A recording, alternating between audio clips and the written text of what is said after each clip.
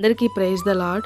మనం అప్పుడప్పుడు మన ఒక అవసరతను గురించి యేసయ్యని ప్రేయర్లో పెట్టి అడుగుతూనే ఉంటాం కదా. యేసయ్య నాకు అది ఇవ్వు ప్రభువా, నాకు కావాలి యేసయ్య, అడుగుడి మీకు ఇవ్వబడును, వెదుగుడి మీకు దొరుకునని చెప్పావు కదా యేసయ్య, మరి నేను ఇంతగా అడుగుతున్నాను కదా యేసయ్య, నాకు ఎందుకు ఇవ్వట్లేదు ప్రభువా అని చెప్పి మనం అడుగుతూనే ఉంటాం కదా.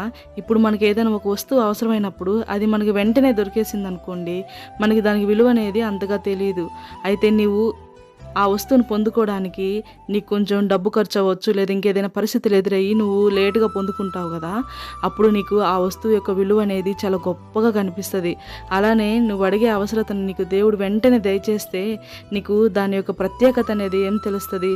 నీకు దేవుడు కొన్ని పరీక్షలకు అప్పచెప్పి నీకు ఒక పాయింట్ ఆఫ్ టైంలో ఇస్తాడు. ఆ ఇచ్చే పీరియడ్ ఆఫ్ టైంలో నీవు పొందుకుంటావు చూడు విశ్వాసం అనేది, అది ఎంతో గొప్పగా ఉంటుంది. ఆ విశ్వాసం అనేది నీవు మరణించేంత వరకు నీకు దేవుడు పోనీకుండా చేస్తాడనమాట. కాబట్టి ఏదైనా ఒక విషయం కొరకు నువ్వు పొందుకోలేకపోతే నీవు చింతించక, కలవరపడక, యేసయ్య సన్నిధిలో కనిపెట్టుకొని మోకరించి ఆయన అడుగుతూనే ఉండండి. ఆయన మన సృష్టికర్త అయిన దేవుడు. ఆయనకి మనకు అవసరమైంది ఏదో ఇవ్వాలని తెలీదా? దేవుడు ఖచ్చితంగా తెలుసు.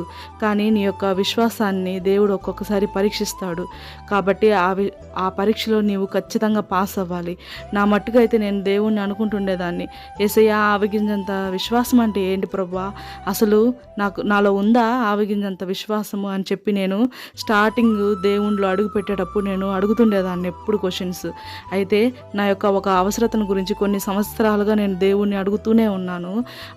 నేను ఇంకా ఆ అవసరతను పొందుకోలేదు. కానీ ఆ పీరియడ్ ఆఫ్ టైంలో దేవుడు నాకు ఎన్నో నేర్పించాడు. ఎన్నోసార్లు పడుతూ లేస్తూ ఇప్పుడు చివరికి నాకు నేను మరణించేంత వరకు కూడా నాకు ఆ విశ్వాసము అస్సలు దేవుని పట్ల పోనే పోదు. అంత దృఢంగా దేవుడు నన్ను తయారు చేశాడు.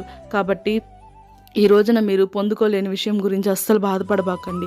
దేవుణ్ణి అడగండి. ఆయనకి తెలుసు నువ్వు పుట్టుక ముందే యేసయ్య నీ యొక్క ప్రణాళికను రాసి నీ యొక్క తల్లి గర్భంలో శ్రేష్టంగా నిన్ను కాచి కాపాడాడు ప్రభు. అట్లాంటి యేసయ్యకి మన అవసరతలు ఏంటో తెలియదా? మనం